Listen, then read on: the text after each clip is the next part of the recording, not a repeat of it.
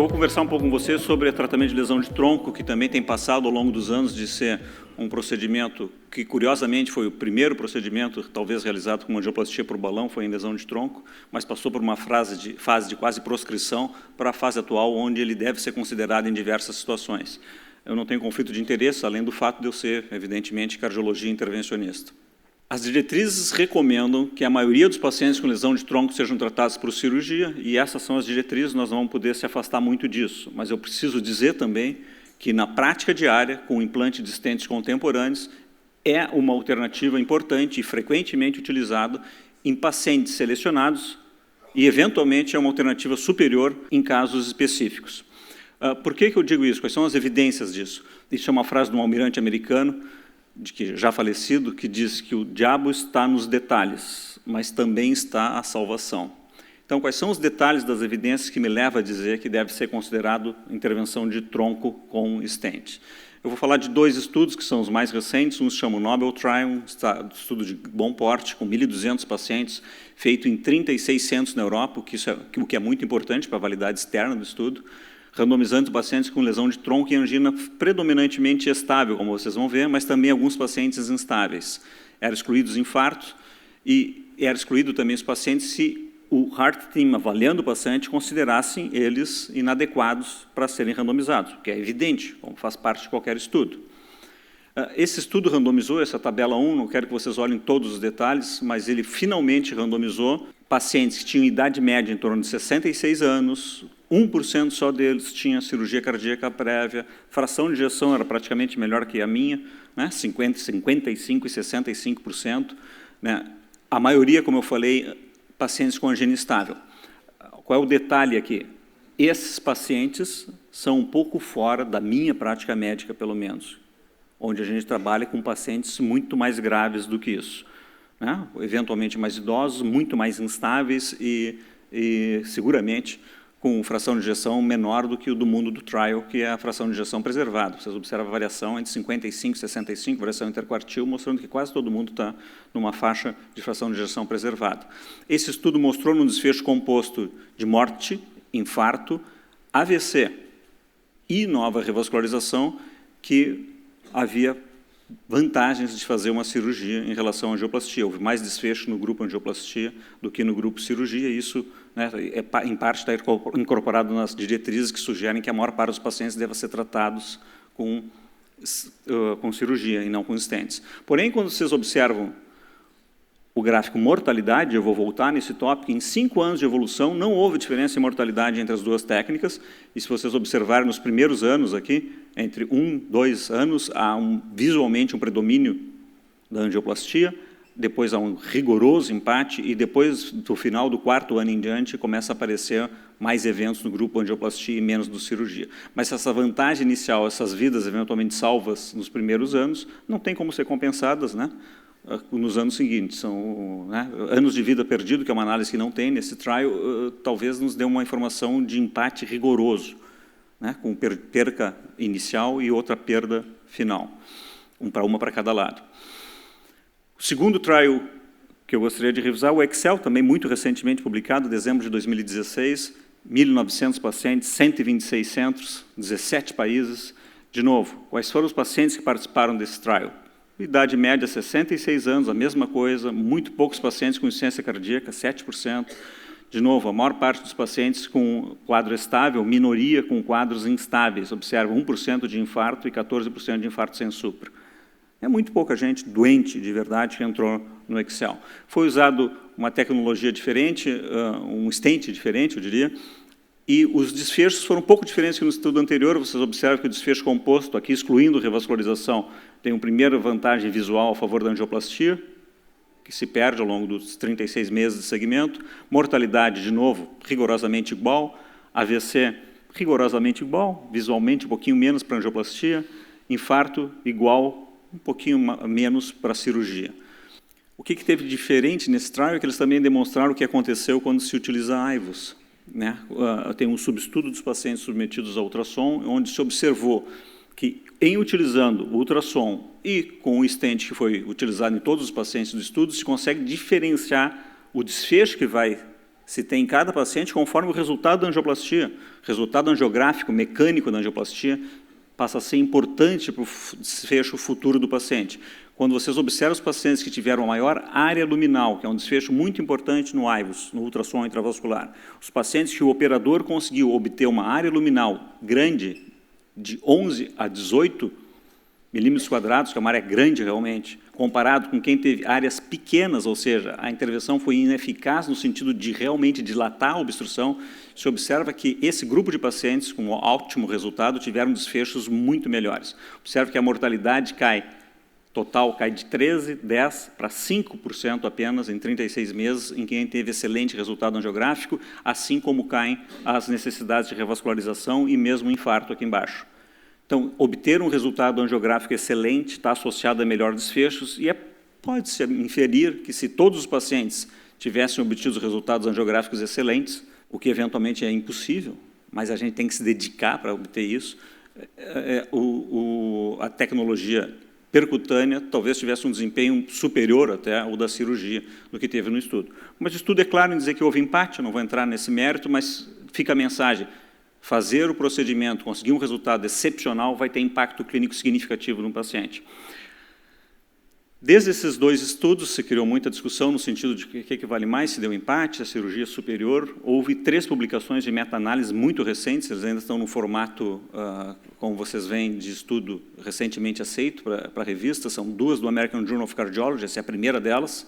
Aqui estão os estudos listados que foram arrolados na meta-análise, e essa não inclui esses 2 últimos estudos que eu apresentei. Então, essa meta-análise mostra a evidência até um pouquinho tempo atrás. Observe, mortalidade global, quando compara angioplastia com stents versus cirurgias em pacientes com lesão de tronco, tem desfechos numericamente idênticos, sem nenhuma diferença significativa, evidente, em torno de 12% de mortalidade no segmento a longo prazo. 0 de diferença. E esse é o principal desfecho que nós devemos percorrer. Quando se observa AVC, há uma tendência, e essa meta-análise reforça isso, de se identificar menos AVCs em pacientes que vão à angioplastia, comparado com cirurgia, e essa diferença é significativa a favor da angioplastia. Infarto teve uma tendência a ser mais na angioplastia, então menos infarto em quem vai a AVC, e isso tem sido mais ou menos consistente também nos estudos. E, finalmente, mais revascularização. Mas faz parte do jogo da angioplastia fazer mais revascularização. Então, é um desfecho importante, ninguém quer fazer nova revascularização, não tenho dúvida disso, mas num gradiente de importância é muito difícil a gente medir morte e comparar com um procedimento de revascularização. São grandezas muito distintas. Então, morte, infarto e AVC, eu diria que há um equilíbrio baseado nessa meta-análise. Segunda meta-análise também, de novo, no American Journal of Cardiology, publicada quase simultaneamente, dessa vez incluindo esses estudos mais recentes. Nesse gráfico, de novo, vamos olhar os estudos e, finalmente, o desfecho total. Primeiro, para a mortalidade, não há, de novo, diferença significativa nenhuma, né? O risk rate é de 0,98, comparando mortalidade global para angioplastia versus cirurgia, e a mortalidade cardíaca, a mesma coisa, 0,99 que seja. Não há diferença em mortalidade, de novo, nessa meta-análise ao longo do tempo. Quando se observa infarto, fica aquela tendência, né, ou talvez seja verdade, a gente possa aceitar que é verdade, que infarto favorece a cirurgia, ou seja, a cirurgia tem tendência a ter algum grau de menor infarto do que a angioplastia. Em contrapartida, a angioplastia tem alguma tendência, que aqui não ficou tão bem expressa, em ter menor AVC. Aqui não foi tão verdade, né, essa máxima. Mas, basicamente, não há diferença em mortalidade em nenhuma meta-análise, em nenhum dos últimos estudos, entre as 2 estratégias. Então, a gente deve cuidar em ser muito forte no sentido de indicar uma ou outra coisa. Agora, publicado no JAMA of Cardiology, há poucos dias atrás, uma outra meta-análise apresenta essa curva muito interessante, demonstrando a diferença ao longo do tempo de mortalidade, no desfecho aqui primário composto de morte, infarto e AVC, ao longo do tempo, fazendo aquela mesma tendência que a gente viu em outros gráficos, de ter o menor desfechos visuais na angioplastia nos primeiros anos e menos desfechos ao longo do tempo na cirurgia a partir do 3º ou 4º ano. O efeito disso final é neutro, não há diferença, então, no desfecho composto de morte, infarto e AVC, que são os 3 desfechos mais importantes na terapêutica da cardiopatia isquêmica. De novo, infarto tendendo favorecendo cirurgia, AVC meio que tendendo a favorecer a angioplastia. Morte, de novo, sem diferença nenhuma. Então, todas as meta-análises apontam no mesmo sentido, na ausência de diferença entre mortalidade na tecnologia contemporânea em se tratando pacientes de tronco. Com a grande ressalva, que quem entrou no estudo eram pacientes que foram vistos por um heart team e que se decidiu, visualmente, pelo menos na opinião dos operadores do estudo, que havia uma equivalência, que devia ser testado naquelas situações essa hipótese. Porque, em muitas situações, a gente decide que não vai fazer uma técnica ou outra. E, por isso, é fundamental no manejo da cardiopatia isquêmica, na decisão terapêutica, a realização do heart team, considerando duas coisas importantes que estão aqui embaixo, que é o risco cirúrgico do paciente, aqui sugerido que seja avaliado pelo STS, que é um bom score, mas também é incompleto, e a anatomia, avaliado pelo Syntax Score. Mas a capacidade de oferecer o tratamento completo que o hemodinamicista pode ter, ou que o cirurgião pode ter, e o risco associado ao procedimento, evidentemente, tem que ser testado. E como vocês veem, sobra um espaço para angioplastia sistematicamente com uma indicação 2A. Entanto, enquanto eu aceito que as diretrizes dizem que a carga de cirurgia é classe 1, observem que a angioplastia é 2A e ela deve sim ser considerada em diversas situações, principalmente pacientes instáveis, que foram sistematicamente excluídos dos outros estudos, ou tiveram uma muito pouca representatividade, e mais fortemente ainda no paciente com infarto agudo do miocárdio. E, na prática, o que isso representa? Pelo menos num dos estudos em que se fez um registro, esse é do Excel, de 1.700 pacientes que foram avaliados para entrar no estudo, 60% deles foram excluídos do estudo por causa da avaliação do heart team. Se considerou que eles não podiam ser randomizados porque não havia equivalência plausível na terapêutica de revascularização. Então, só 40% da amostra inicial entrou no estudo. Dos 60% que não entram, o que aconteceu com ele, com esse mesmo heart team? 1.000 pacientes, então, 600 ou 64% foi para a cirurgia e 30 e poucos por cento foram para a angioplastia. Então, se eu quisesse deixar uma mensagem para vocês, hoje, no mundo real, o espaço para a angioplastia é de pelo menos 30% nos pacientes com lesão de tronco. Dois casos rápidos, em que, para mim, é inexorável que a angioplastia seja a melhor alternativa. Mulher jovem, com dor torácica, horas de evolução, progressivamente entrando em choque cardiogênico, entubada, doses progressivas de nora, entra na mesa com esse quadro. Chocada, piorando rapidamente, tronco absolutamente pendurado, circunflexo obstruído, isso é DA e diagonal aqui. Dificilmente, num sistema de saúde, a gente vai ser competente para levar essa senhora para fazer uma cirurgia cardíaca e sair com desfecho positivo. Esse é o típico caso em que a gente intervém na hora. Uma intervenção complexa, inclusive, né? São vários ramos acometidos e consegue ter um resultado angiográfico maravilhoso, e eu desejo daí que esse resultado angiográfico maravilhoso se espelhe num resultado clínico para o paciente também maravilhoso. Outro extremo, senhor de 85 anos, médico, classe funcional 3/4, angina a toda hora, recusado cirurgicamente por 2 grupos cirúrgicos, porque ele tinha muito grave risco cirúrgico.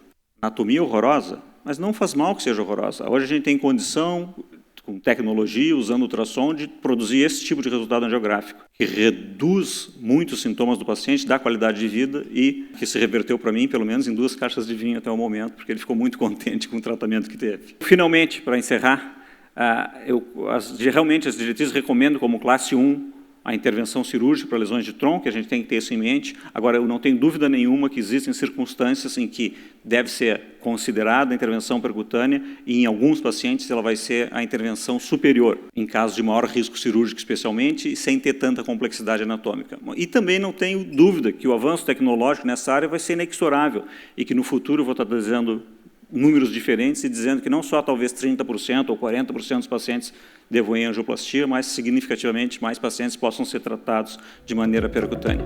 Obrigado.